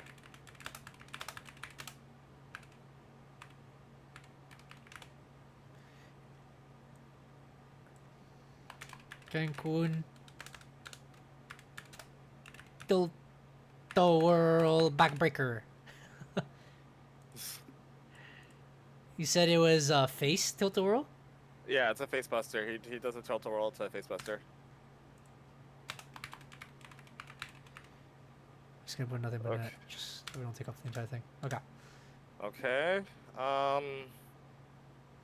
Damian Priest is gonna stay. LA Knight is probably gonna stay. Sami Zayn is gonna stay. Io Sky, I think, is gonna do more moves than Lyra Valkyria, and Jay Congo Belair. Well, I guess not to stay because the pre-bros are gonna be doing shit. So yeah, I guess that's gonna be your lineup for this week. Okay. Bro, CM Punk, Chad Gable. Yeah, it's pretty solid. Okay. So this is Derek's team. Damian Priest, LA Knight, Sami Zayn, Io Sky, Carmelo Hayes. Those guys will all be a part of matches. It's just only these guys here, but we'll see what happens on SmackDown too. They might be promoted a little bit. Sure. On to Eric's Rambling Ranas. Now, me and Seb were having a discussion a little bit earlier. This is very challenging, guys, because I considered Seth Rollins when I picked him up as a mid-carder. As I expected him to be just thrown in the mid-card. And he was injured, so I don't think anybody cared. AJ Styles is considered my mid-carder, right?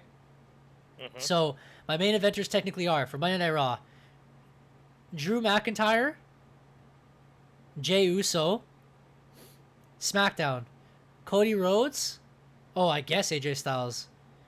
Yeah, because my mid-card would be either Gunther or Seth Rollins. That's who I thought my mid-card would be. Tag Team, New Day, or Judgment Day.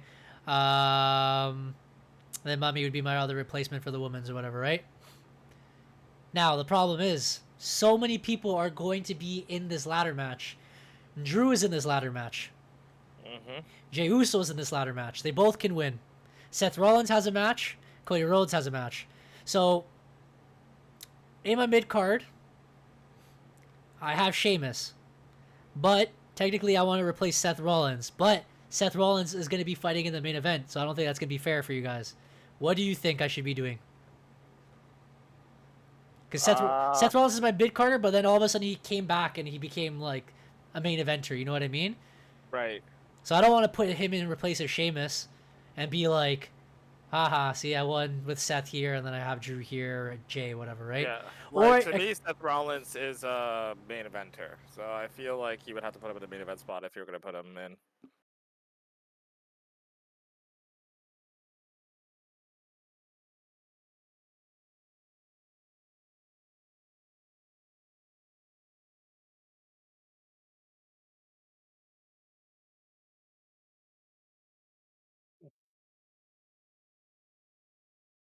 I mean, I would be okay with Jey Uso in the mid card personally, but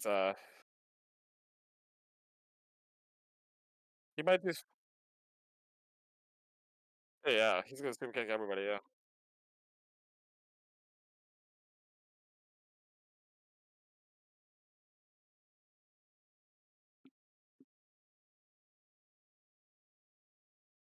Yeah, I don't mind.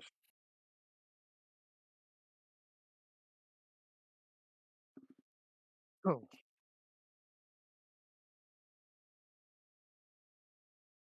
Oh, I may have hit a quickie. When was I muted, guys? Okay, quickly, if I don't know how long I was muted for, but Matt won the week, and we're choosing our team right now. We just didn't know who we wanted on our team right now. We're gonna go Spear and Splash. Not long? Okay. Uso, Splash. I may have hit a quickie or something. So Cody Rhodes is stuck as my main eventer of SmackDown. Drew or Seth? I think I'm gonna put Drew. He's gonna do some claymores, some headbutts or whatever. He's probably not gonna end up winning, but it's fine by me. I still don't have faith in Seth. I still believe Seth is gonna lose. Naomi is in my mid-card woman spot because I believe Naomi is going to be the one. Oh, so Seth Rollins, who was here? Sheamus. I do believe Naomi's going to do a little bit of a showing. She doesn't do the rear end from what I was seeing. She does a lot of split moonsaults, and she does knee drop. She does this like weird... Actually, I'm just going to go moonsault. Or sorry, splits. If she does a splits... She doesn't... No, so I split moonsault, but she does a split. Sometimes she literally just sits on people. Oh, yeah. I feel like she's going to split on someone on a ladder or something. I think it was when you were starting to explain your team for the week. Oh, really? Okay, I can go back a little bit. Okay. So I earned a lot of points because of the Uso segment. Sorry, the Bloodline and Cody Rhodes and all that stuff. So I earned points there. Drew earned me a lot of points too for a total of 186. But Matt had more people in those segments, including Randy Orton, Kevin Owens, and the entire Bloodline, earning him a total of 213 points. So he is the winner of the Fantasy League. 2 wins on each side. So Derek and Matt are tied, and I have 5 wins. So they're catching up. They're catching up. Besides that, Derek has explained his team changes for this week, which I believe is good choices.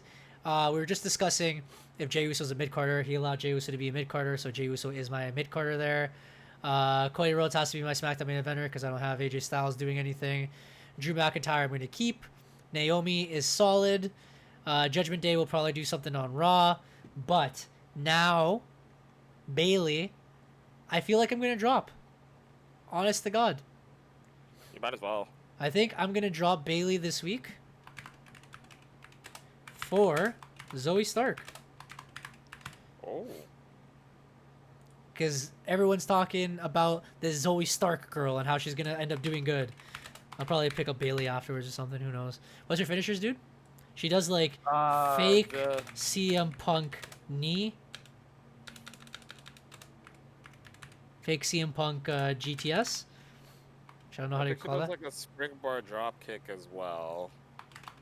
Springboard and drop kick. So we're going to pick up Zoe Stark for our women's spot just for the week, just to see if she can get me some points. So we got Drew, Cody, Jey Uso, Zoe Stark, Naomi, Judgment Day. On the bench is New Day still, which I don't ever use. Seth Rollins, AJ Styles, Mami who's still in the IR, Sheamus, Gunther, and we just drop Bayley for Zoe Stark. Matt, well, he'll decide his team when he shows up. Again, he's not here right now. Right now, I guess maybe keeping Finn would be a good idea. I don't know who else he'd put in the Raw main event. I guess he could move Braun on there in one of the spots, maybe the mid-card spots or main event spots. It doesn't look like he has much going on, though, on his team. Finn might appear, so he might do some stuff on Raw, so we keep him as main eventer. Randy Orton might appear. Oh, he's going to fight. Kevin Owens is also going to fight, so he might remove Finn for Braun. Keep Jacob Fatu. Well, like Jacob Fatu might not be fighting. So Solo and then the Tonga brothers would probably be smart on Matt's side. Maybe adding Tiffany Stratton instead of Liv this time. Matt could win this week. If you're looking at his squad right now. Derek. Say that again? If you're looking at his squad right now, you think he's going to win this week? I was saying that he can remove Finn for Braun. He keeps Randy. He keeps Kevin Owens. He removes Liv for Tiffy Time. He removes Jacob Fatu because he's probably not going to be doing anything. Puts Solo as the solo mid-card women's. And then put the Tonga brothers here. And that's it. He might. He might win this week. He's looking pretty good. Because he has every single wrestler for every single week. Or sorry, every single match in the pay-per-view. It's pretty good. Pretty solid. TV Time might end up winning. The Bloodline's definitely going to be winning, so it's going to be bare points. Randy and KO, maybe one of them will take the L. Or as you said, Cody Rhodes takes the L. And then Braun might win or he might lose. We'll see. It actually depends. That's it. I can remove this because Matt is the winner of this week. That's wow. Compare really. He's coming back, man. He's coming back. Good for him. He's gonna come back. Because he was not coming back. I can tell you that for the other week. So maybe his math was just bad. Maybe that was just the issue. Say count his math? No. I feel like those other weeks were okay. They were pretty solid. I think he would have won some of those weeks when he was on vacation, but yeah. Hey, you snooze, you lose, bro. You snooze, you lose. He was lucky I was feeling nice today. So this would be for the week after. There we go. Matthew is the winner. And I believe that would be pretty much all, I guess. Yeah, I think that's it. It's not much we can go through. We already gave our predictions. Yeah.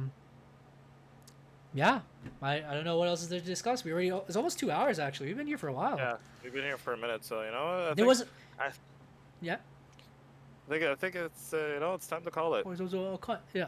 No, it was a good day of wrestling. There was a lot to talk about from what was happening with AEW, and of course the huge week that WWE had both in Madison Square Garden, the whole Bloodline, setting up Money in the Bank, and now Money in the Bank is going to be held here in Toronto. Friday SmackDown, Saturday is the pay-per-view, Sunday NXT's having their pay-per-view of Heatwave in Toronto, and then they go to Monday Night Raw in Ottawa, which Derek here is attending all four. So if you guys see us on TV, give us a little shout, say hi, Even if you guys see us in person, it'd be pretty cool actually.